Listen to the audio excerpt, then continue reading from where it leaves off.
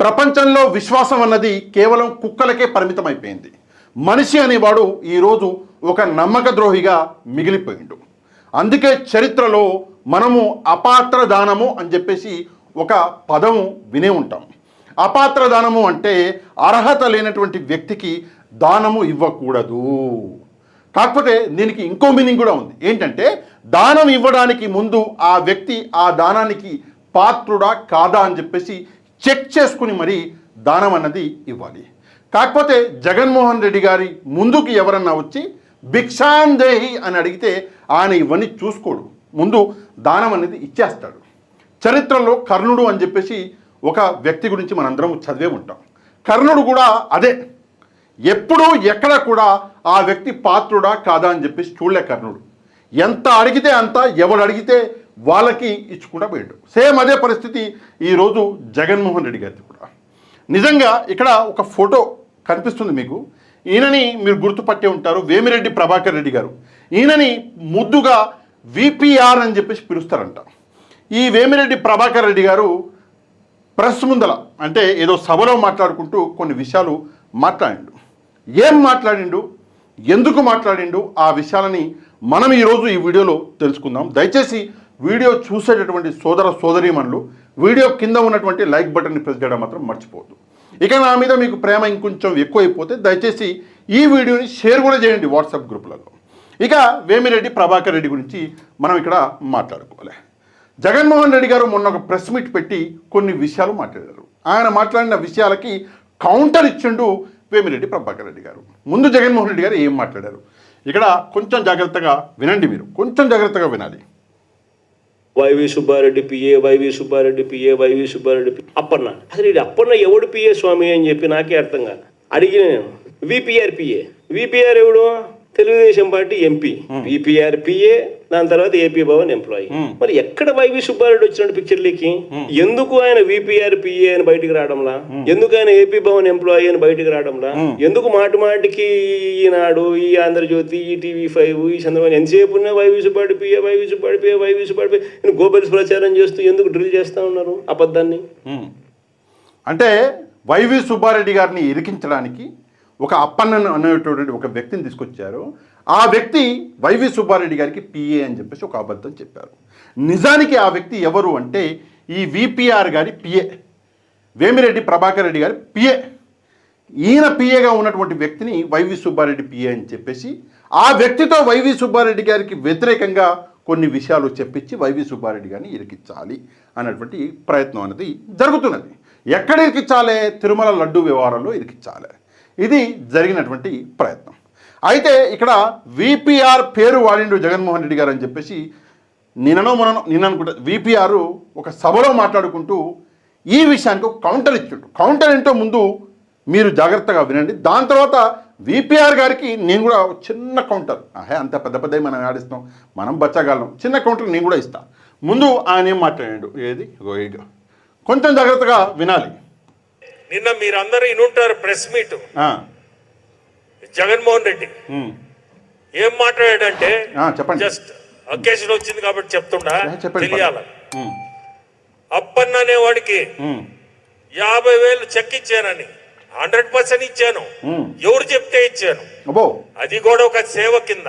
సేవ నాది సేవా భావంతో జరుగుబాటు లేదు అంటే ఈ రోజు కూడా ఇంకా చెప్పాలంటే చాలా మందికి ఇచ్చుండ. అట్లా ఒక్కడికే కాదు, చాలా మందికి ఇచ్చుండ.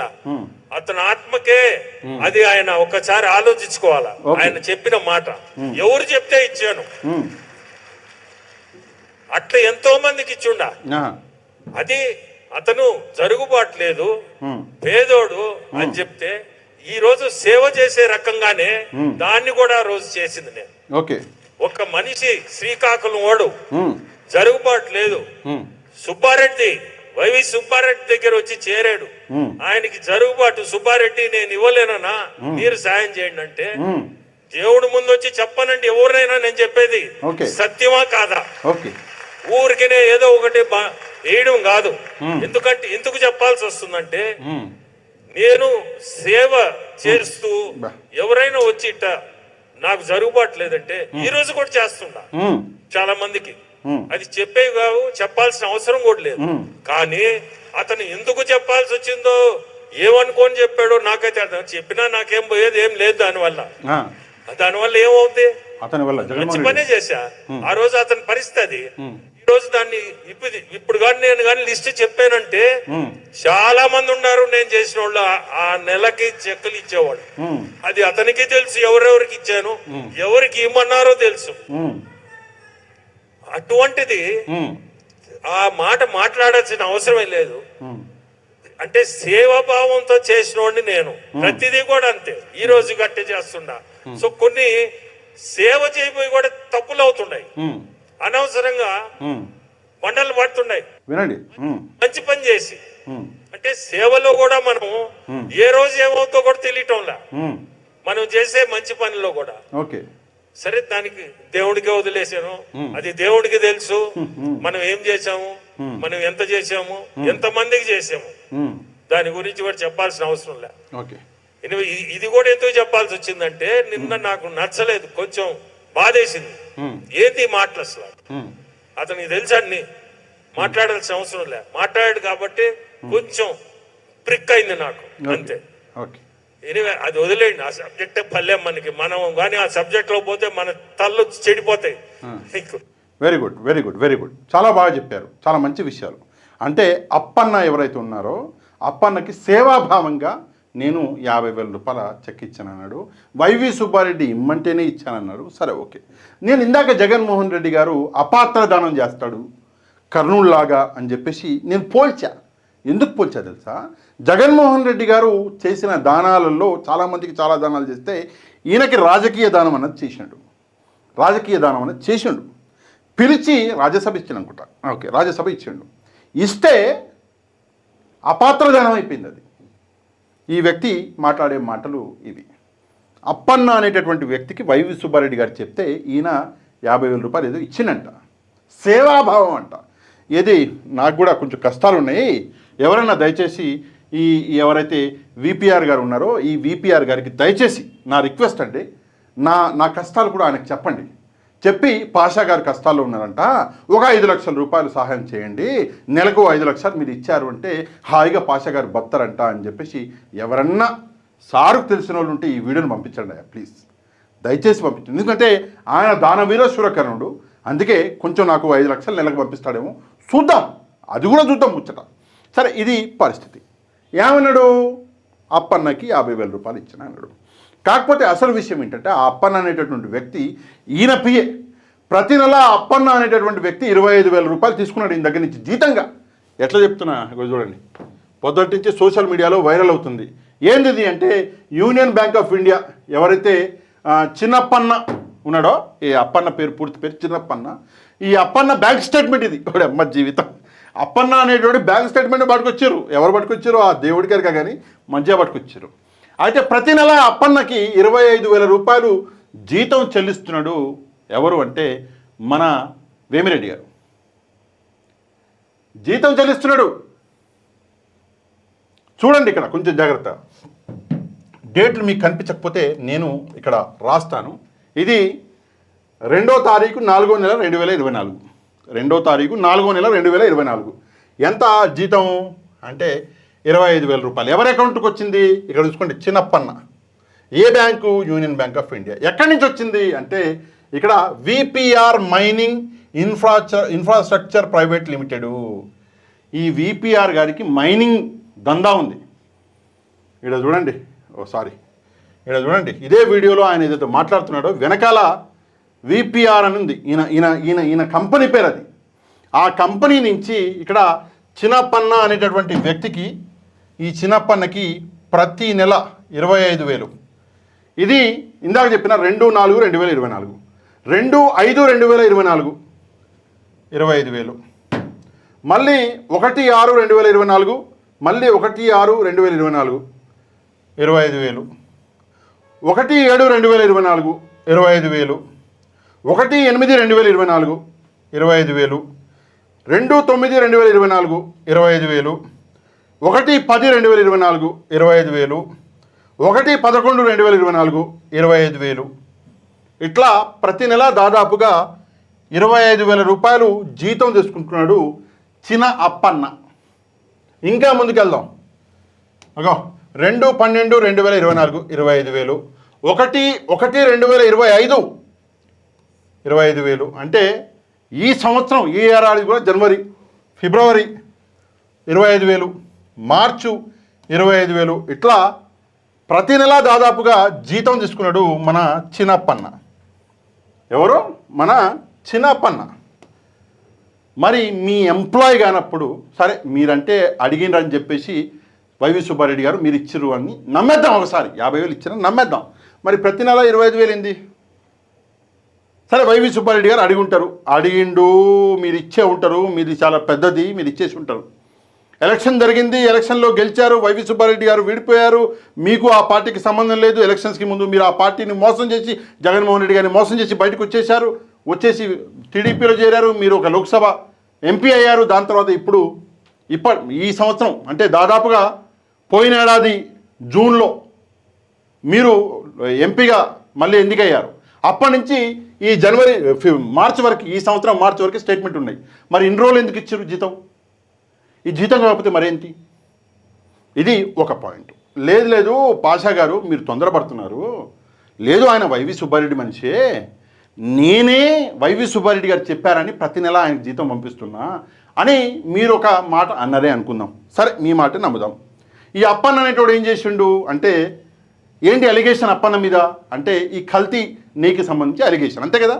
సరే ఎవరైనా వ్యక్తి డబ్బులు ఇచ్చేవాడికే వాడు విశ్వాసంగా ఉంటాడు కదా. ఎవరైనా వ్యక్తి డబ్బులు ఇచ్చేవాడికే విశ్వాసంగా ఉంటాడు. సరే ఆ వ్యక్తి వైవి సుబ్బారెడ్డి పీనా మీ పీనా పక్కన పెట్టేద్దాం. మీరు డబ్బులు చెల్లించారు ఈ ఏడాది మార్చి వరకు కూడా. దాని తర్వాత మరి స్టేట్మెంట్ లేవు, మరి చెల్లించి ఉంటారు, ఇప్పటికి కూడా చెల్లించి ఉంటారు. కానీ ప్రపంచంలో ఏ వ్యక్తి అయినా కూడా డబ్బులు చెల్లించే వాడికే విశ్వాసంగా ఉంటాడు. అంటే ఈ చిన్నప్పన్న అనేటటువంటి వాడికి డబ్బులు చెల్లించేది మీరే కదా. అంటే మీకే విశ్వాసంగా ఉన్నాడు అంటే ఆ కల్తీ చేయించింది మీరేనా? మరి చిన్నప్పన్న మీకే విశ్వాసంగా ఉంటాడు ఎందుకంటే మీరే డబ్బులు ఇస్తున్నారు కాబట్టి. మరి ఆ కల్తీని దందా చేయించింది మీరా? నేను ప్రశ్నిస్తున్నా, మీ మీద అలిగేషన్ చేయట్లే, ప్రశ్నిస్తున్నా, మీరేనా చేసింది? ఇది ఒక ప్రశ్న. ఇక రెండో ప్రశ్న, ఈ కల్తీ నెయ్యి దందాలో 65 లక్షలు సంపాదించాడు చిన్నప్పన్న అని చెప్పేసి మీ వాళ్ళే చెప్పారు. మరి పైసలు లేవు, 50,000 ఇవ్వండి అని చెప్పేసి వైవి సుబ్బారెడ్డి మీ దగ్గరికి ఎందుకు వస్తారు? మీరు ఎట్లా ఇస్తారు? 65 లక్షలు సంపాదించుకున్న వ్యక్తికి మీరు 50,000 రూపాయలు ఇచ్చారా? ఏమన్నా ఉందా మీరు మాట్లాడే మాటలో సెన్సు? దయచేసి సమాధానం చెప్పాలి. ఎంత దరిద్రంగా మారిపోయింది రాజకీయాలు అంటే, ఒక వ్యక్తి మిమ్మల్ని నమ్మి రాజకీయంగా మీకు చేదోడు వాదోడుగా ఉండి మిమ్మల్ని రాజకీయంగా ముందుకు నడిపిస్తే మీరు ఆ వ్యక్తిని మోసం చేసి ఈరోజు ఆ వ్యక్తి గురించి మాట్లాడుతున్నారు అంటే నిజంగా ఎంత పెద్దది ఇది అంటే గుండెగా అంటున్నాను. ఎంత పెద్దది. ప్రజలు ఏమనరు, ప్రజలు ఏమనుకోరు, మనం ఎక్కడైనా నమ్మొచ్చు, ఎవరినైనా నమ్మకద్రోహం చేయొచ్చు అంటే మరి ఆ తప్పు మీదా ప్రజలదా? ఒకసారి ఆలోచించాలి. ఈ సందర్భంగా నేను జగన్మోహన్ రెడ్డి గారిని కూడా ఒక మాట చెప్పాలి, ఒక చిన్న మాట. సార్ దయచేసి ఇట్లాంటి వ్యక్తులు, ఈయననే కాదు, సరే ఈయన గురించి ఈరోజు మాట వచ్చింది కాబట్టి చెప్తున్నా, ఈయననే కాదు, ఇట్లాంటి వ్యక్తులు మళ్ళీ రేపు పొద్దున 2029 దగ్గరికి రాగానే ఆ వేవ్ చూసి ఈసారి గెలిచేది మీరే అని చెప్పేసి నమ్మి మళ్ళీ అక్కడ రిజైన్ చేసి ఇక్కడికి వస్తే ఒక బ్యాచ్ ఉంటుంది. ఎవరు అధికారంలోకి వస్తే వాళ్ళ వెనకాల వెళ్ళిపోతారు. ఒక బ్యాచ్ ఇది. ఆ బ్యాచ్లో మెంబరే ఈయన వేమిరెడ్డి గారు. ఇట్లాంటి వాళ్ళని దూరంగా పెట్టండి. అప్పుడు ఏదో వస్తాడు, మళ్ళీ 4 డబ్బులు పెడతాడు అని చెప్పేసి అప్పుడు మళ్ళీ ఆశ పడితే రేపొద్దున మళ్ళీ మిమ్మల్ని వదిలిపెట్టి వెళ్ళిపోయే వాళ్ళలో నెంబర్ 1 ఉంటాడు. అందుకే ఇట్లా ఆశ పడకండి. దయచేసి ఇట్లాంటి వ్యక్తుల్ని దూరం పెట్టి పార్టీని నమ్ముకొని రాత్రి పగలు కష్టపడుతున్నటువంటి వెంకటరెడ్డి గారు లాంటి వాళ్ళు, మీ అధికార ప్రతినిధి వెంకటరెడ్డి గారు లాంటి వాళ్ళు, శేఖర్ రెడ్డి గారు లాంటి వాళ్ళు, మీ అధికార ప్రతినిధి రాత్రి పగలు కష్టపడుతున్నారు వీళ్ళు. అట్లాంటి వ్యక్తులకి సీట్లు ఇవ్వండి.